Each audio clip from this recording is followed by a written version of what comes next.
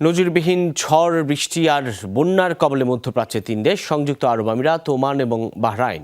বন্যায় তলিয়ে গেছে দুবাই বিমানবন্দর, ভোগান্তিতে পড়েছেন হাজারো যাত্রী। পানির নিচে শারজা এবং আবুধাবিও। এদিকে ঝড় আর আকস্মিক বন্যায় অন্তত 18 জনের প্রাণ গেছে ওমানে।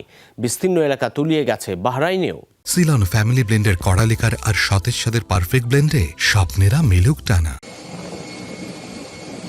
টানা বৃষ্টি আর বন্যায় বিপর্যস্ত বিশ্বের ব্যস্ততম বিমানবন্দর দুবাই এয়ারপোর্ট। মঙ্গলবার সকাল থেকে শহরটিতে শুরু হয় ভারী বৃষ্টি, সেই সাথে ছিল ঝোড়ো বাতাস।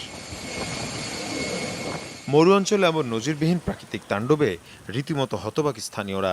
ভারী বৃষ্টিপাতের কারণে শহরটির অধিকাংশ এলাকা প্লাবিত হয়। রেকর্ড করা হয় প্রায় 20 মিলিমিটার বৃষ্টিপাত, যা সারা বছরের গড় বৃষ্টিপাতের চেয়েও বেশি। ফলে তলিয়ে যায় বিশ্বের ব্যস্ততম দুবাই বিমানবন্দরের রানওয়ে পর্যন্ত।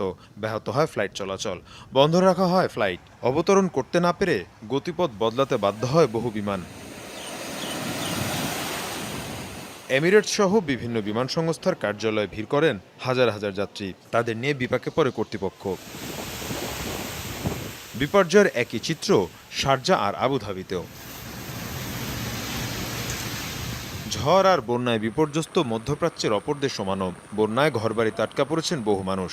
হেলিকপ্টার দিয়ে উদ্ধার করা হচ্ছে তাদের। বাহরাইনও তলিয়ে গেছে রাস্তাঘাট।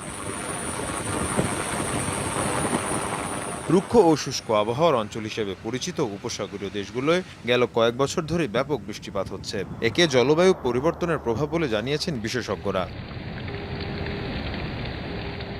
মীর মুশফিকা হাসান, যমুনা নিউজ।